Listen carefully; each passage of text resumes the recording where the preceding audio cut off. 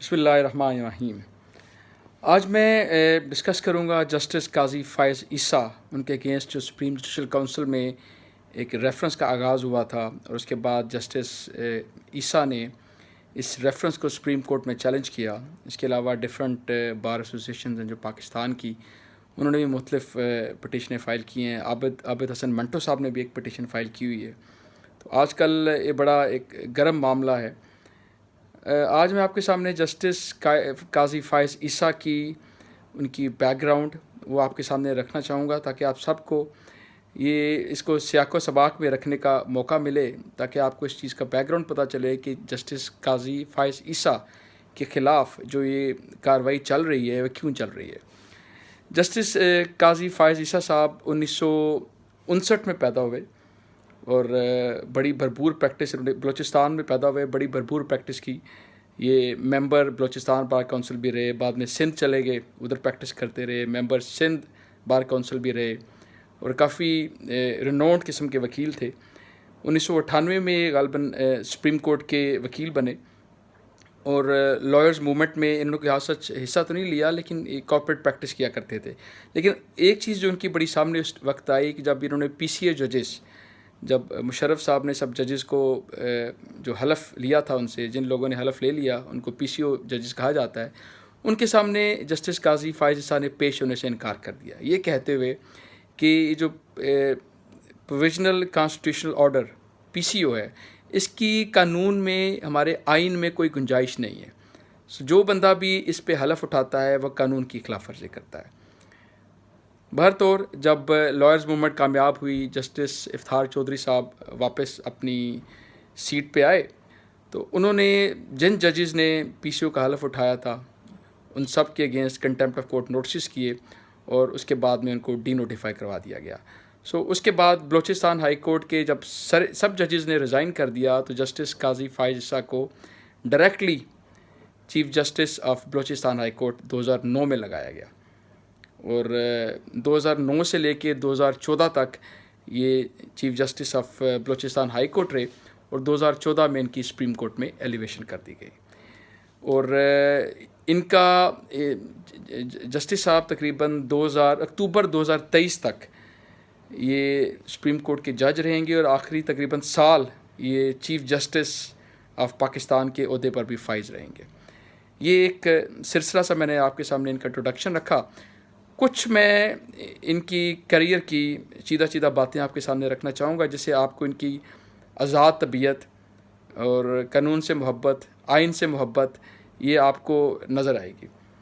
आप सबको याद होगा 2011 में एक मेमोगेट स्कैंडल आया था, जब हमारे जो एम्बेसडर थे हकानी साहब अमेरिका में जो हमारे एम्बेसडर थे, उनके ख़िलाफ़ एक ख़त पकड़ा गया जो उन्होंने अमेरिका के आला हुकाम को पाकिस्तान के ख़िलाफ़ लिखा था। तो वो अमेरिका के एक बिज़नेसमैन थे एजाज़ मंसूर साहब, उन्होंने वो ख़त मंजर आम पर लेकर आए, तो सुप्रीम कोर्ट ने इसका सुमोटो एक्शन लिया। उस मौके पे जस्टिस काजी फ़ायज़ ईसा बलूचिस्तान हाई कोर्ट के चीफ जस्टिस थे, उनको जुडिशल कमीशन का सरबराह बनाया गया और उनको कहा गया कि इसकी पूरी रिपोर्ट एपेक्स कोर्ट में जमा कराएं। तो जस्टिस काजी फ़ायज़ ईसा ने एक भरपूर किस्म की रिपोर्ट बनाई, जिसमें उन्होंने इस चीज़ की निशानदेही की कि जिस ख़त का जिक्र किया जा रहा है ये वाकई हुसैन हक्कानी साहब ने ख़त लिखा है। और आखिर में उनके कमेंट्स बड़े दिलचस्प थे और उन्होंने बबांगे दहल ये कहा कि हुसैन हक्कानी साहब मुल्क के वफ़ादार नहीं हैं। बहरहाल इससे पहले हुसैन हक्कानी साहब वैसे ही इस्तीफ़ा दे चुके थे। उसके बाद जस्टिस साहब 2014 में सुप्रीम कोर्ट के जज बनते हैं और जो एक बड़ा ही इंटरेस्टिंग वाक़या आता है, एक कोई पटिशन चल रही थी अपने शेख रशीद साहब, इनकी जो MNA शिप है उसकी qualification being a member of the national assembly, इसको चैलेंज किया गया था। तो उसमें उससे पहले पनामा गेट स्कैंडल हो चुका हुआ था, नवाज शरीफ को उनके ओहदे से उतार दिया गया था। तो ये सारा एक उनकी तकरीरें चल रही थी कि मुझे क्यों निकाला। जब शेख रशीद साहब वाली जो पटिशन, जब जस्टिस काजी फ़ायज़ ईसा साहब का जो बेंच है, 2 मेंबर बेंच था, ग़ालिबन साहब जस्टिस مشیر عالم صاحب کے ساتھ. تو انہوں نے قاضی فائز عیسیٰ صاحب نے ادھر ایک کمنٹ دیا. کمنٹ ان کا بڑا انٹرسٹنگ تھا. سیاق و سباق تو مجھے اس کا یاد نہیں کہ کیا انہوں نے بات کی، کس وجہ سے بات کی تھی. انہوں نے کہا تھا کہ ایون فیلڈ اپارٹمنٹ جو 4 اپارٹمنٹس ہیں وہ نواز شریف صاحب کے موجود تھے، لیکن ان کو آخر میں سزا دی گئی اقامہ رکھنے پہ. یہ ایک ایسا کمنٹ تھا جو کہ سسٹم کو ہلا دینے والا کمنٹ تھا اس وقت. تو اس کی نواز شریف صاحب نے بڑی تعریف کی.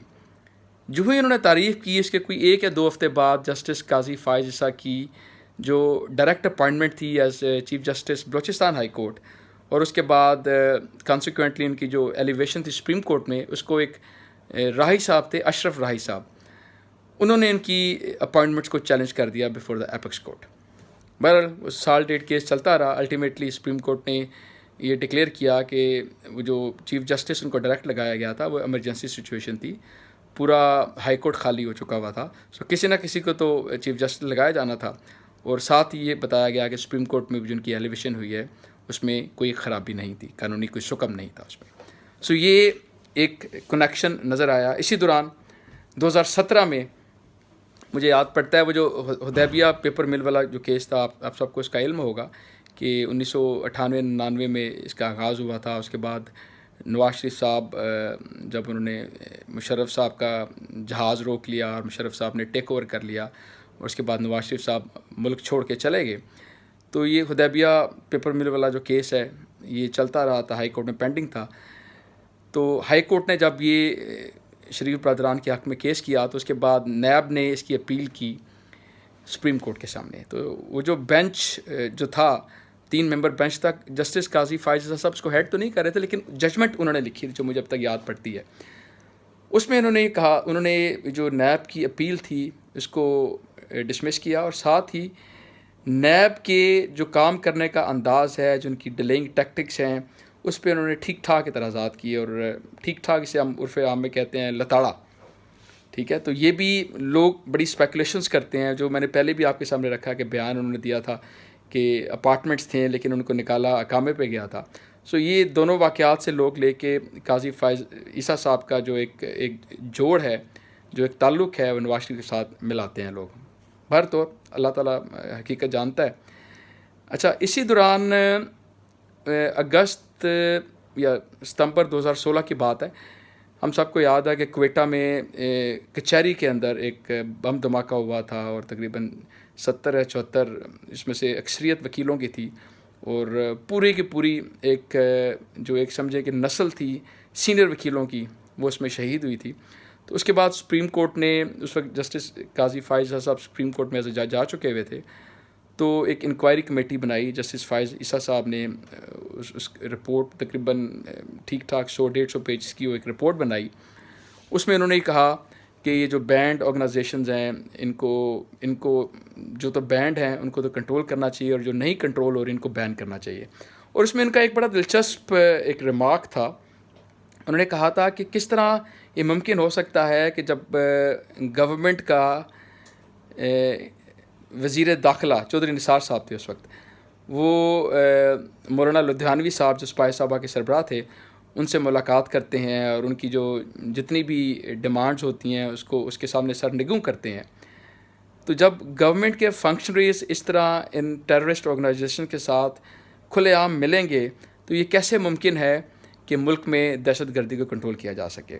تو یہ بھی ایک بڑا سخت ریمارک تھا ایک سٹنگ وزیر داخلہ کے خلاف. تو یہ اس طرح کی ایک واقعہ مجھے اور ذہن میں آتا ہے. یہ غالباً تھا جسٹس ثاقب نثار صاحب، 2018 کی بات ہے. وہ ایک سوموٹو انہوں نے ایکشن لیا ہوا تھا، جو کہ ماشاءاللہ وہ بڑے سوموٹو ایکشنز لیا کرتے تھے. تو وہ تھا کوئی کسی ہاسپٹل کی ویسٹ مینجمنٹ کے کنسرن تھا، کوئی KPK کا کوئی ہاسپٹل تھا. اس میں جسٹس قاضی فائز عیسیٰ صاحب، ثاقب نثار صاحب ہیڈ کر رہے تھے، اور کوئی اور جج صاحب تھے. اس میں جسٹس قاضی فائز عیسیٰ صاحب نے ایک سمجھیں ٹوک این ایکسیپشن کہ یہ معاملہ سوموٹو کا کس طرح بنتا ہے، آرٹیکل 184(3) اس کی ایمبٹ میں یہ کیس کیسے آتا ہے. تو یہ ذہن میں رکھتے ہوئے جو ان کے سامنے تھے ایڈوکیٹ جنرل KPK، ان کو کہتے ہیں کہ یہ ذرا 184(3) پڑھیے گا. یہ انہوں نے جو بعد میں اپنا ایک ایکسکلوسیو نوٹ لکھا ہے، اس میں انہوں نے ساری باتیں لکھی ہیں. ان کو کہتے ہیں کہ ایک نوٹ پڑھیے گا 1843 کہتا کیا ہے. تو اس میں انہوں نے پڑھا کہ بھائی اس کے لیے بڑی ضرورت ہے کہ matter of public importance related to the enforcement of fundamental rights. تو انہوں نے اس طریقے سے اس کو سوال کیا جیسے ثاقب نثار صاحب کو بتانا چاہ رہے ہو کہ جناب یہ کیس سو موٹو کا نہیں بنتا، یہ آپ گورنمنٹ کی فنکشننگ میں آپ انٹرفیئر کر رہے ہیں. انہوں نے ایگزیکٹلی کہا تو نہیں، لیکن جب وہ کیس ایڈجرن ہو کے اگلی دفعہ لگا تو جسٹس قاضی فائز صاحب اس بینچ کا حصہ نہیں تھے، ان کو اس بینچ سے نکال دیا گیا تھا. بہرحال قاضی فائز صاحب نے کافی برہمی میں انہوں نے اپنا کیس فائل میں جو کہ موجود مجھے امید ہے ابھی بھی ہوگی، وہ بڑی میڈیا میں ہائی لائٹ ہوئی تھی. انہوں نے اس میں لکھا یہ ساری باتیں کہ میں نے اس طرح 1843 کا چیلنج کیا تھا، اور اس طرح کسی جج کو بینچ کے اندر سے نکالنا نہ صرف انپریسیڈنٹڈ ہے بلکہ یہ سپریم کورٹ کی ادارہ جو ہے اس کی سالمیت کے بھی منافی ہے. اور انہوں نے کہا کہ اگر میں یہ تبصرہ یہ ریمارکس نہ دوں تو یہ میری بطور جج یہ ایک بہت بڑی ناکامی ہوگی. تو اس طرح کر کے بڑے سخت قسم کے ریمارکس انہوں نے ثاقب نثار صاحب کے خلاف دیے تھے. تو یہ بیک گراؤنڈ چلتا آ رہا تھا. اس دوران مولانا خادم رضوی صاحب آپ کو یاد ہے ان کی طریقے لبیک، اس نے ایک فیض آباد میں دھرنا کیا، وہ کافی دیر لمبا چلتا رہا اور اس میں سپریم کورٹ نے ایک سو موٹو ایکشن بھی لیا. بہرحال سپریم کورٹ نے اس کو سننے سنانے کے بعد معاملے کو رفع دفع کیا، اور سپریم کورٹ میں آخر میں جو ذمہ دار حکومتی عناصر تھے، انٹیلیجنس ایجنسیز تھے، ان سب کو بڑے ہی ڈھیلے انداز میں ان کو کہا کہ سب اپنی اپنی ذمہ داریاں نبھائیں، اور اس طرح کر کے سو موٹو کو انہوں نے ڈسپوز آف کر دیا. اب اس کے بعد انٹرسٹنگلی نومبر 2018 کی بات ہے، جسٹس قاضی فائز عیسیٰ صاحب ان کے ساتھ ایک اور جج صاحب تھے 2 ممبر بینچ، انہوں نے ایک اسی سے فیض آباد دھرنے سے ریلیٹڈ دوبارہ سو موٹو لیا، اور تقریباً سال کو یہ کیس سنا جاتا رہا. اور اس کے بعد فروری 2019 میں انہوں نے جو ابھی بڑی ایک مشہور ججمنٹ جس کو کہا جاتا ہے، اور جو سمجھتے ہیں کہ that became the immediate reason for the current reference against قاضی فائز عیسیٰ صاحب، وہ انہوں نے بڑی ایک بھرپور قسم کی ججمنٹ لکھی. اس پہ فیض آباد دھرنے کے بارے میں انہوں نے کافی ڈیٹیل سے تبصرہ کیا، ریکمنڈیشنز دیں، اور آخر میں انہوں نے یہ بات کی کہ یہ جو آرم فورسز کے جو the personnels of armed forces they have violated their oath which they took while being appointed to the service of Pakistan. یہ آرم فورسز کے لوگوں نے اپنے حلف کی خلاف ورزی کی ہے.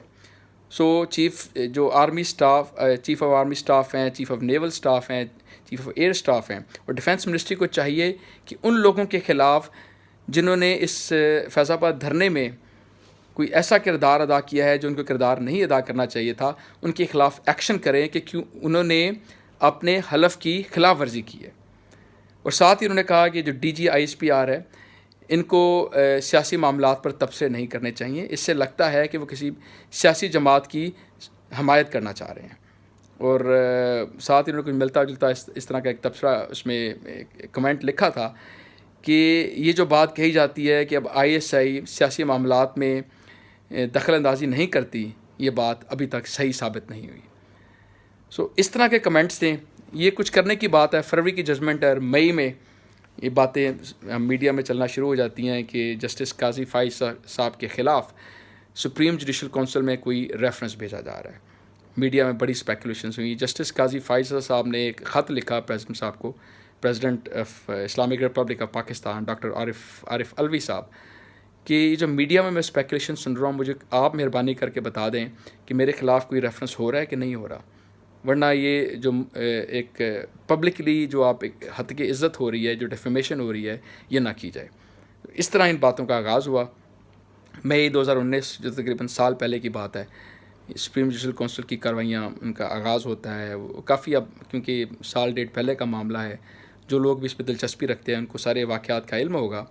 تو یہ سپریم جوڈیشل کونسل میں کچھ دیر تک پروسیڈنگ چلتی رہی. اس کے بعد جسٹس قاضی فائز صاحب نے سپریم جوڈیشل کونسل میں جو ان کے خلاف ریفرنس فائل کیا گیا تھا اس کو سپریم کورٹ کے سامنے چیلنج کر دیا. اسی طرح Pakistan bar council, supreme court bar association اور بار ایسوسیشنز ہیں، عابد حسن منٹو صاحب، ان سب نے مختلف کو 6-7 پٹیشنز فائل کیں جسٹس قاضی فائز صاحب کے خلاف جو یہ ریفرنس فائل کیا تھا. پٹیشنز فائل کی گئیں سپریم کورٹ کے سامنے. تو یہ معاملات کافی دیر تک چلتا رہا، آہستہ آہستہ سنا جاتا رہا، تو آج تک اس میں بڑی ایک پیک آئی ہوئی ہے۔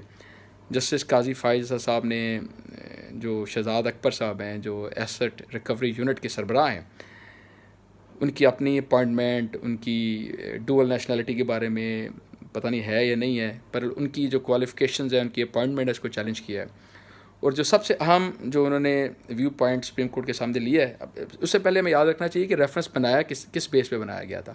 ریفرنس میں جسٹس صاحب کے اگینسٹ ایلیگیشن تھیں کہ ان کی ملک سے باہر 3 پراپرٹیز ہیں جو کہ ان کے بچوں اور وائف کے نام پہ ہیں، تو ان کو یہ پراپرٹیز ڈکلیئر کرنی چاہیے تھی۔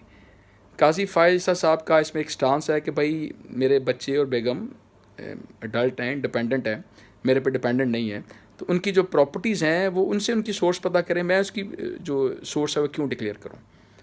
تو یہ ان کا بیسک پوائنٹ آف ویو تھا۔ تو اب انہوں نے سپریم کورٹ کے سامنے جب دوبارہ کافی دیر کے بعد سپریم کورٹ کی پروسیڈنگس کا دوبارہ آغاز ہوا ہے، تو انہوں نے سپریم کورٹ کے سامنے یہ سوال نامہ رکھا ہے کہ جو ایسٹ ریکوری یونٹ ہے اس کی قانونی کیا اہمیت ہے، اور یہ جو سپریم جوڈیشل کونسل میں جو ریفرنس بھیجا جاتا ہے اس میں اس کا کیا کردار ہے، اور جو کمپلیننٹ ہیں کوئی عبدالحمید ڈوگر صاحب ہیں یا عبدالوحید ڈوگر صاحب ہیں، انہوں نے ایسٹ ریکوری یونٹ کے پاس اپنا جو مواد ان کے پاس تھا وہ انہوں نے ادھر کیوں جمع کرایا، انہوں نے ڈائریکٹ پریزیڈنٹ آف پاکستان کو یہ مواد کیوں نہیں بھیجا جو کہ direct reference supreme judicial council کو بھیج کر معاملے کا آغاز کر سکتے تھے۔